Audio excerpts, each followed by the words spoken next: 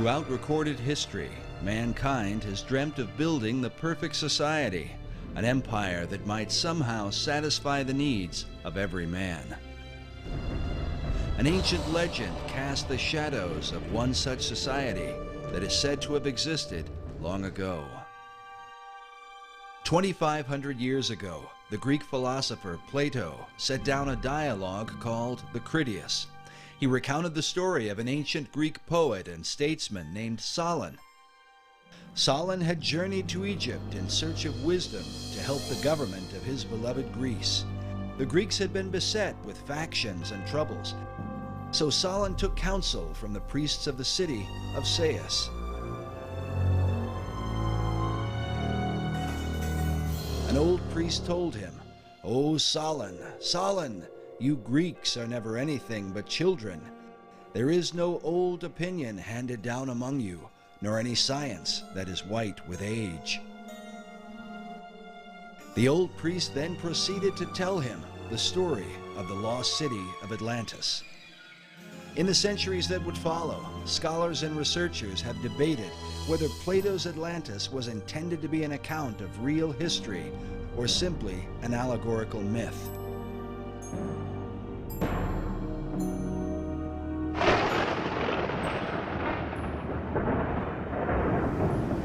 Some even suggest that Atlantis was really the antediluvian world, the wicked society destroyed by the wrath of God in the great flood of Noah. In the 20th century, Plato's account was further supported by Masonic philosopher Manly P. Hall.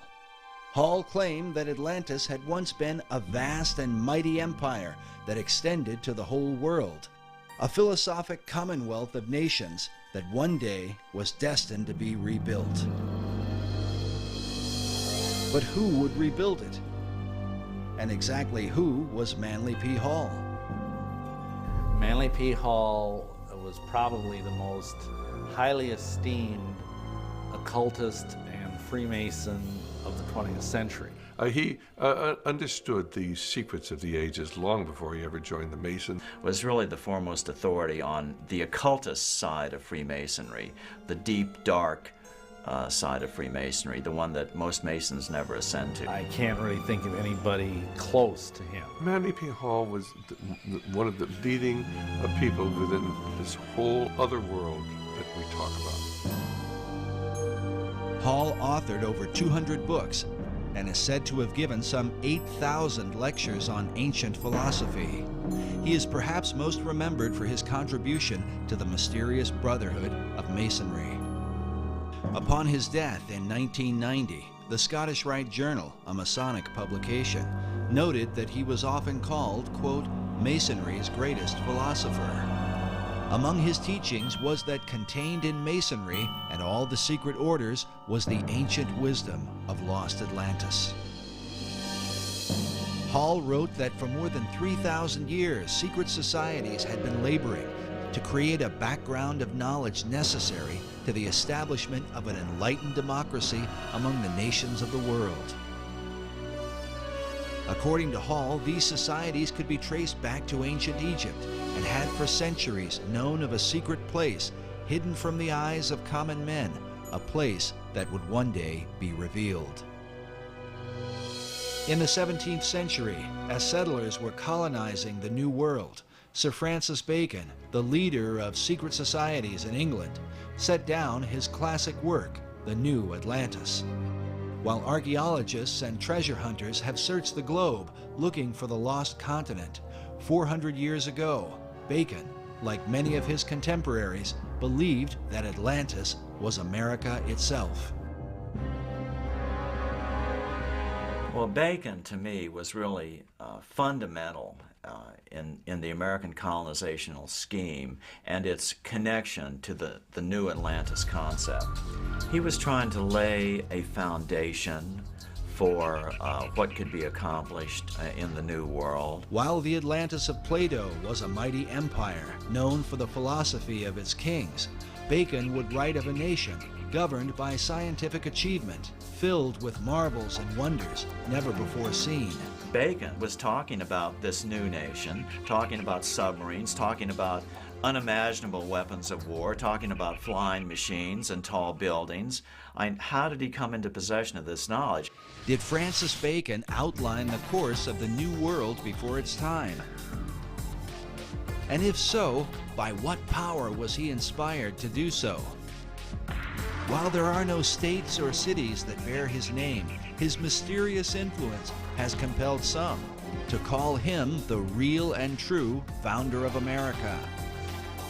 His founding of America was really through other people who were following his work, following the program he'd laid out. Bacon was the head of Freemasonry and Rosicrucianism. He had a huge influence through being the chief of the Rosicrucian fraternity at the time. He had a huge influence on the birth of modern Freemasonry. And many of those Rosicrucians actually went into Freemasonry at that time to lift it up to its new level. And Freemasonry has a major influence on the founding of America. While many of the early settlers came to work the land for the cause of religious freedom, there were with them secret societies who came to the New World with another agenda. Secret societies came to America shortly after the Pilgrims arrived, and they were sent by a man named Sir Francis Bacon. You get this very strange mixture of people, many of whom understood even then the advantage, spiritually and otherwise, to having secret orders. Unless you understand the influence of the occult societies on the development of America, on the establishment of America, upon the course of America, why you get completely lost studying our history. And they were the ones through which this work was being put into operation in England, in Europe, and eventually in America and the world. So that America then could be used to lead the world into the philosophic empire. You understand that America was founded by Christians as a Christian nation. However, there were always those people on the other side who wanted to use America, use our military power and our financial power to establish enlightened democracies throughout the world and restore lost Atlantis.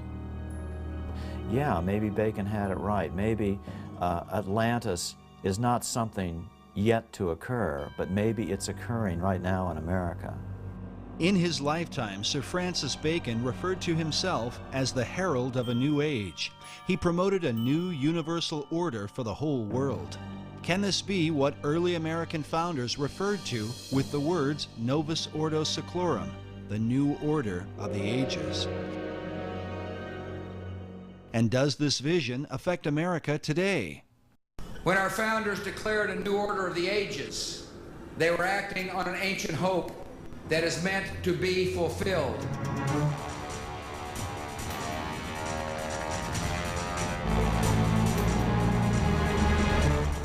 As America marches forward, spreading democracy throughout the globe, is she merely promoting freedom or fulfilling an ancient plan? Is she following a course planned for centuries by men who believe she is chosen for a secret destiny?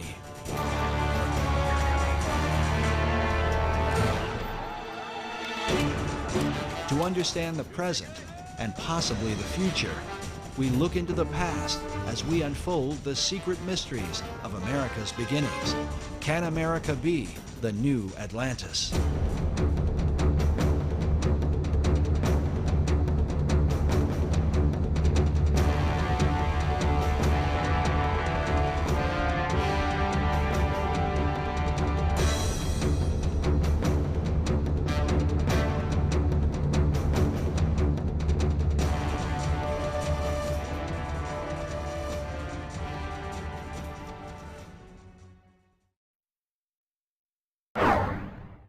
The movie National Treasure revealed to many the role of Freemasons in the founding of America.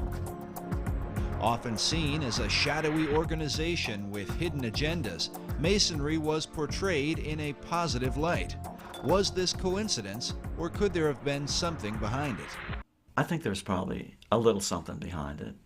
The Freemasons among our founding fathers left us clues like these: the unfinished pyramid, the all-seeing eye. They're speaking to us through these. Well, the movie National Treasure is probably the first film in many years that has given a positive spin to to the Masonic Lodge. And essentially it seems to have been at least partially designed as kind of a propaganda piece for them. They were basically trying to say that these people who have hidden this secret knowledge of whatever it was, the gold stash or whatever, the Masons, are basically good guys. Because it makes them appear to be this sort of benign, shadowy group that's in the background protecting these important ancient secrets and also protecting this great, massive treasure. It was fairly accurate in its Masonic elements. You can tell whoever made the film either was a Mason, and of course there's a lot of Masons in Hollywood, or else had done a lot of research. Screenwriter Jim Kauf, who developed the storyline for Disney Pictures, claims no Masonic connection, yet some researchers are not convinced. Masons were involved in the writing of that, it seems to me, because then they tried to turn it around and, you know, say that that Freemasonry is a good thing, that it has these hidden secrets deep within it, and that someday will be revealed, and, you know, bring good things to America, etc. Yet did the filmmakers accurately portray the real secrets of Masonry? The thing I think that's unfortunate about the movie is, other than it kind of glamorizes the Masons, is that it makes it sound like the treasure of Masonry is monetary, that it's this enormous cachet of wealth and gold and jewels and urns and statues and whatever. And really that's not what the treasure of Masonry is. The treasure of Masonry is esoteric wisdom. It is what Masons believe. It is the secret of eternal life and immortality. And that's an entirely different thing. Conspiracy theorists have suggested that the film was intended to mislead. But the question remains, if Masons were involved in the making of the film, what would motivate them to tell a story about a society sworn to secrecy? I think Masons have been pretty desperate over the last couple decades. They've taken a lot of hits, due in at least part to my books, and their membership is declining fast. Men love secrets, and that's just a basic truism. And so if they advertise that through a popular movie, you know, maybe it would generate a little more interest. On one level, the film, I think it does some good in that it does educate people about the origins of our country and the fact that the origins of our country was very much steeped in Masonry. But on the other hand, I think it misleads about the benign nature of Masonry's involvement. And also it misleads by defining the nature of what Masonry has been guarding for the last 3,000 years. But what has Masonry been guarding for the last 3,000 years? The real history of the craft, as it is called, varies from one source to another and is a continued thorn of controversy. Masons claim biblical origins dating back to Tubal-Cain, the first craftsman, as well as Nimrod, who built the Tower of Babel and founded the ancient city of Babylon. King Solomon plays an important role, as Masons are said to have been the builders of the Great Temple in Jerusalem. No less important is the influence of Gnosticism, sometimes called the mother of Masonry. According to Masonic historian Albert Mackey, Gnosticism is where Masonry gets the mysterious letter G, as seen here in the midst of the Masonic square and compass, a symbol that often adorns Masonic tombstones.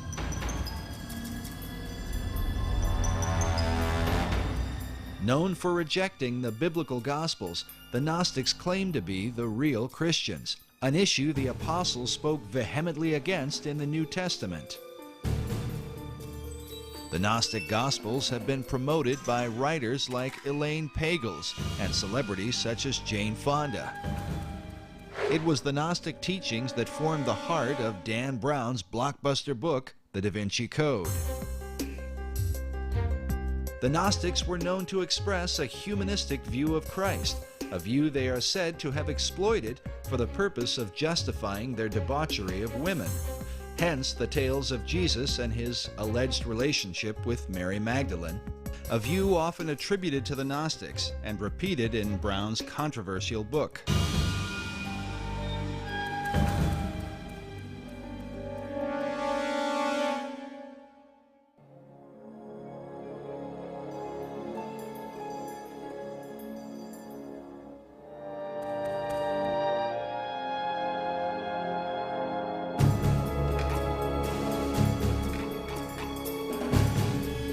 but Masonry's most popular debates, especially with films like National Treasure and books such as The Da Vinci Code, Born in Blood, and Holy Blood, Holy Grail, seem to involve the mysterious Knights Templar, whose connection to Freemasonry is often seen at the Rosslyn Chapel in Scotland's capital city of Edinburgh. A place that not only reveals much about the Templars and Masonry, but within may be secrets to the founding of the New World. But whatever the connection or controversy, most Masons trace their craft back to the mysteries of ancient Egypt. Egypt is like pretty much the proximate fountainhead of all esoteric mystery teaching. After the example of the Egyptian craftsmen, the Masons carved their own imagery in the great structures of Europe. Secret signs and symbols were embedded into their work, the meaning of which was to be hidden from outsiders. These were the craft masons who actually built the temples. If you look at European architecture, you know, all those big cathedrals in Europe, Cologne Cathedral in Germany, Notre Dame in Paris, Salisbury Cathedral in England, all those beautiful cathedrals were all built around the 1200s and 1300s. And it was these masons who knew their business, and they wanted to keep their skills secret. All the great cathedrals of Europe were built by stonemasons who had an understanding of esoteric lore, and they're basically riddles in stone. When Masons came to America, they practiced their trade in the same way they had in Europe, embedding secret codes within the design and foundation of the American colonies. Some believe this may account for the geographic location of the 5 great Revolutionary War cities. In particular, Boston, New York, Baltimore, Philadelphia, and Washington, D.C. have all been built in perfect alignment along the eastern seaboard.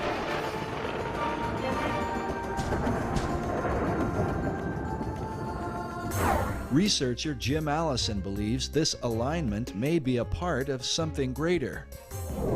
Let me say this, I think it is very unlikely that the alignment is coincidental. According to Allison, the alignment of cities and ancient sites are part of a series of great circles that encompass the earth. These circles are supposedly like lines of power upon which significant sites are built. The simplest example, the most obvious example of a great circle, though, is the equator, because it runs around the center of the earth. It runs due east-west. Meridians of longitude, which run due north-south through the north and south poles, if you extend it all the way around, those are also great circles because they run through the center of the earth. Allison claims that mystical sites like the pyramids, Easter Island, the Mayan and Aztec cities are all built upon these great circles.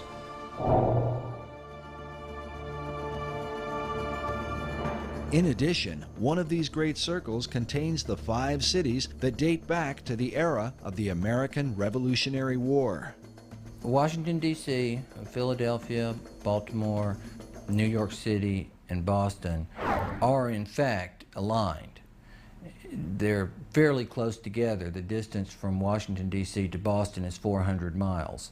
And as a result of that, you can see the alignment just on a flat map, because the curvature of the earth is not so much over that distance to distort it. But on a three-dimensional map, it's even clearer. But is this just a curious coincidence, or could there be some hidden meaning behind it? In the 1920s, an Englishman named Alfred Watkins noted a series of straight tracks or lines upon the Earth's surface that seemed to connect the ancient monuments and holy sites around the world. What he found was that in a number of cases, a number of these monuments were aligned in dead straight lines that extended from a few miles to, in some cases, many miles.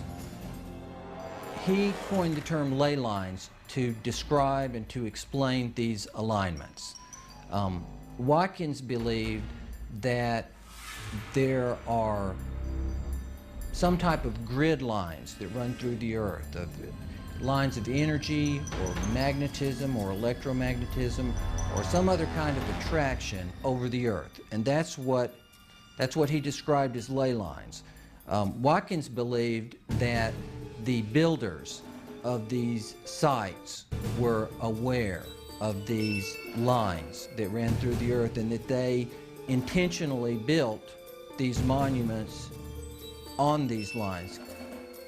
While Watkins' findings were not openly received by all, his views have been most often embraced by members of the esoteric community.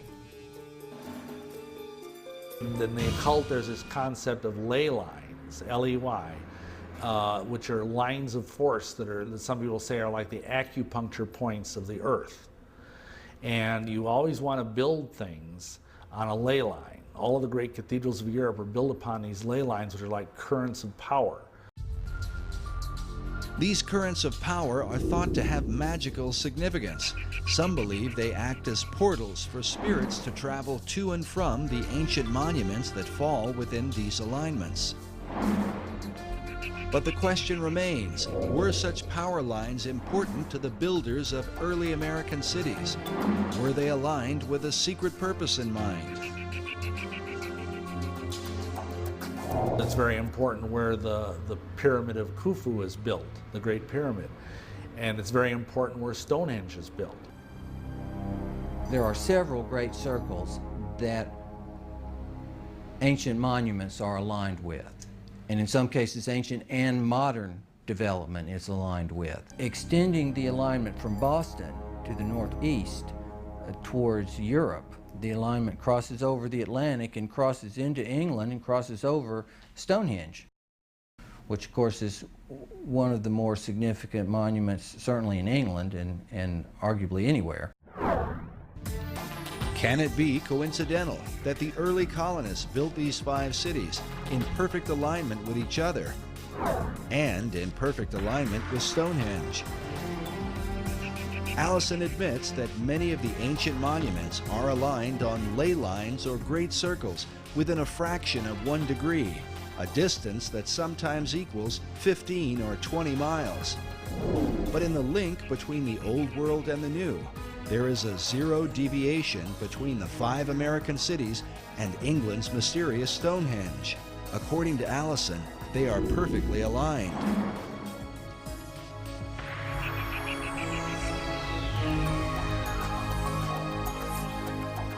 Can such a perfect alignment be unintentional, or the result of some natural attraction of ley lines in the earth?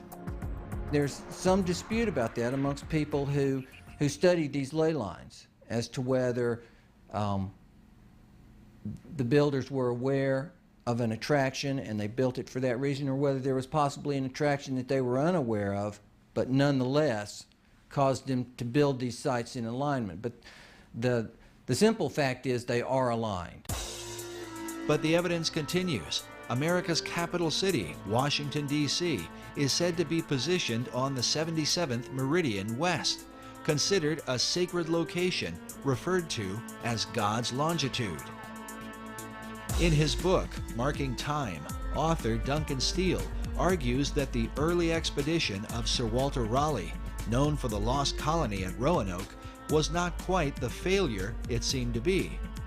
Raleigh's intent, according to Steele, was not really to establish a colony, but rather to capture God's longitude by locating the 77th meridian. And the goal of the occultist who understands these concepts is to have things exist within the sacred harmonies of the earth. And if indeed they believe that the 77th meridian was somehow very sacred, then it would be incredibly important for them to plant their flag there.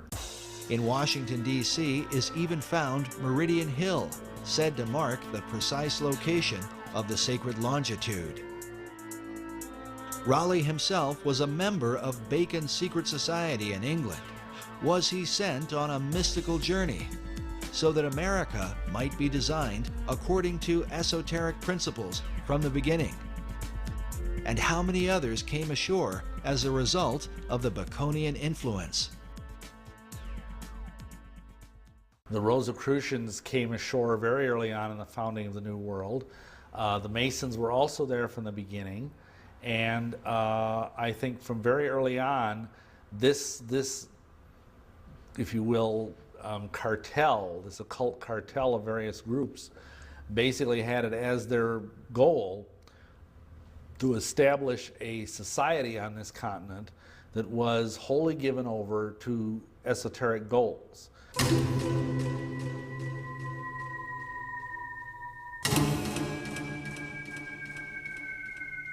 The Rosicrucian Order, with its modern headquarters in San Jose, California, has for centuries been linked to Freemasonry. Well, you have to understand that Freemasonry is simply the modern-day manifestation of the ancient mystery religions. The ideas of Masonry have been around literally for thousands of years. And of course, Rosicrucianism was simply a forerunner of modern-day Masonry. The order takes its name from its primary symbol, the rose and cross. Like Masonry, the Rosicrucians trace their religion to the mysteries of ancient Egypt. Their power base in San Jose centers around an Egyptian museum. There are chapters of the Rosicrucians studying every place across America. And one only has to go on the internet, and they actually have websites where they recruit people into the Rosicrucian order. People have no idea that these people are even here. Perhaps the reason for their lack of exposure is that they are dwarfed by the chief of all secret societies, the ancient order of Freemasonry. Nevertheless, the Rosicrucians are said to be the first of the secret orders to have opened a door in the New World. The very first that we know of occult beachhead in America was Rosicrucian. I was out on a speaking tour recently, and I had the opportunity to visit the Ephrata Cloister, it's called, in Ephrata, Pennsylvania. And it's where the original Rosicrucian community built its headquarters, right on the east coast of the United States. And that was in the 1600s. And right about the same time that Christianity was establishing its beachhead in America, so was the Rosicrucian order. In the 16th century, Sir Francis Bacon had become the chief of the Rosicrucians in England. Researchers believe that Bacon sent members of this society to America to launch his esoteric empire, the New Atlantis. This 1910 Newfoundland stamp commemorates Bacon's early influence. It reads, "Lord Bacon, the guiding spirit in the colonization scheme." I know that Rosicrucianism today holds Bacon in highest esteem as an active transmitter of the secrets. If you go to the AMORC, the Ancient Mystical Order of the Rose and the Cross, the Rosicrucian Order Center in San Jose, Bacon is everywhere. He's a demigod in Rosicrucianism. But Bacon's influence was not confined to Rosicrucianism. He is considered by some to have been the first to formalize the mystery teachings into a system now recognized as modern Masonry. So Freemasonry up to that point had been very, very much involved with just the craft of building buildings. It had been a guild in this country, and each country had their own type of Masonry or Freemasonry.